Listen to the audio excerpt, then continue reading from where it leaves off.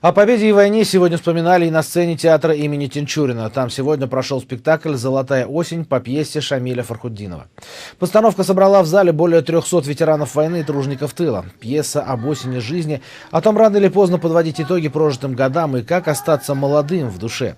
Спектакль отнюдь не о войне. Не напоминая лишний раз об ужасах войны, он о человеческой жизни. Простой, размеренный и в чем-то одинокой. Он о том, как встречают осень жизни обычные мужчина и женщина. Традиционная народная лирика, тонкий юмор и бесконечный оптимизм – именно то, что нужно такому зрителю.